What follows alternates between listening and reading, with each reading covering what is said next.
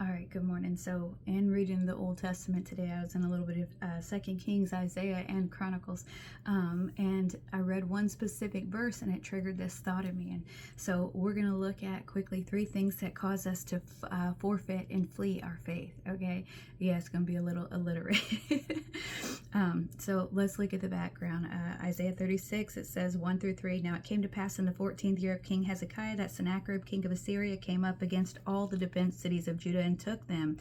And the king of Assyria sent Rabshakeh from Lachish to Jerusalem unto King Hezekiah with a great army. And he stood by the conduit of the upper pool in the highway of the fuller's field.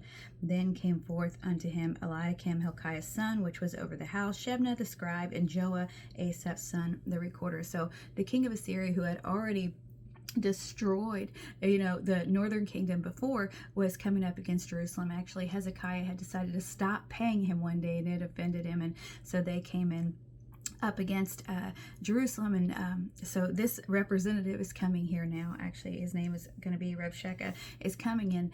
Some of Hezekiah's men, the one we just mentioned, came out to listen to him, and this is what he said. So in 2 Kings 18:19, it says, And Rabshakeh said unto them, Speak you now to Hezekiah. Thus saith the great king, the king of Assyria, What confidence is this wherein thou trustest?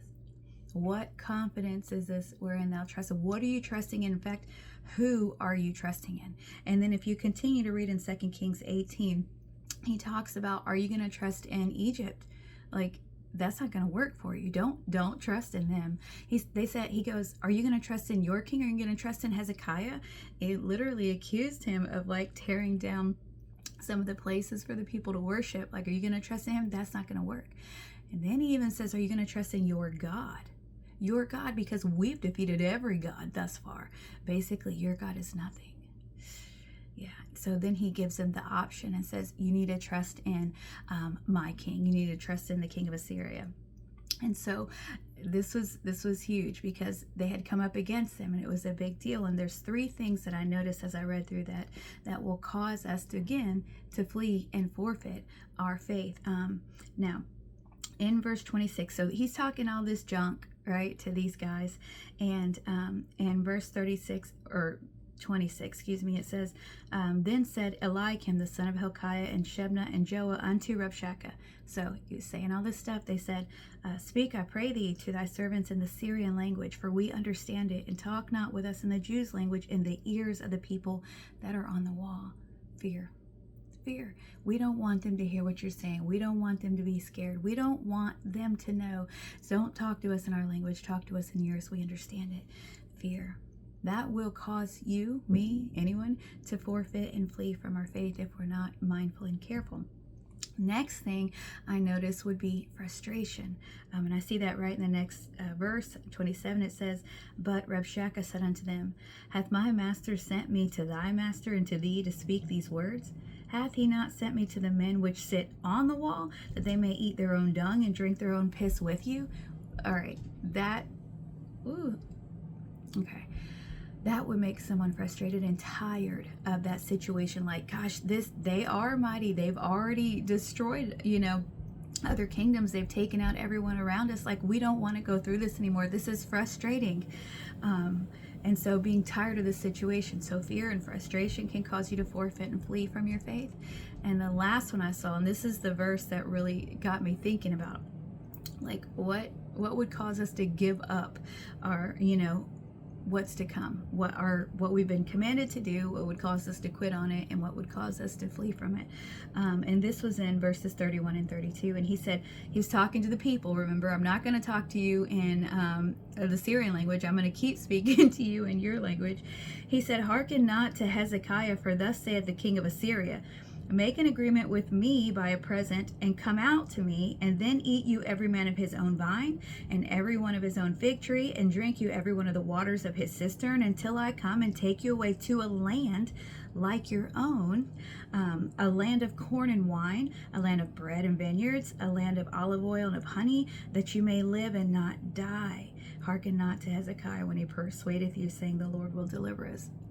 Okay, so then I get to this verse and I'm like, wow, those sound like great things, right? I'll give you a present, you can keep all your own stuff, and then I'm going to take you somewhere just like this, and it's got corn, wine, bread, vineyards, land, olive, honey, and we won't kill you.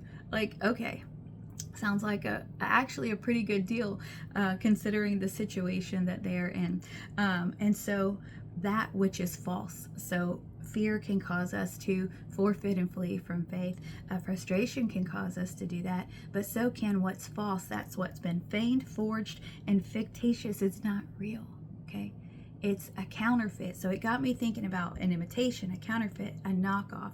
And I was defining those words a little bit. You know, an imitation is a similitude. And this is very similar to what they have, but it's not the standard. It's not what God gave and promised them, which would be way better. Don't forfeit for a similitude. Then I got thinking about counterfeit. And it resembles something, but it's specifically so that you can be defrauded. This guy was giving them all these promises. Like, do you really trust someone like who says they're gonna do you good but they're bad? Come on, we fall for that all the time.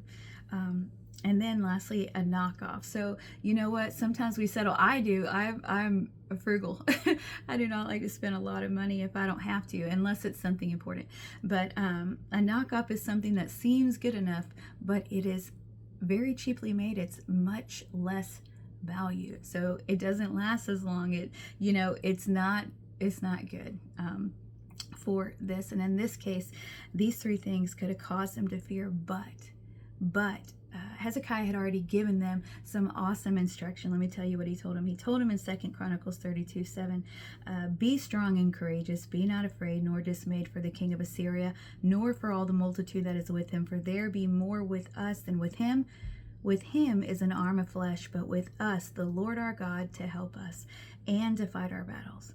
And the people rested themselves upon the words of Hezekiah, king of Judah. So instead of them all coming off the wall right then, or going against King Hezekiah and their leaders, or running and giving in to their fear, frustrations, or this falseness, this counterfeit, this imitation, this knockoff, they obeyed Hezekiah because they trusted God.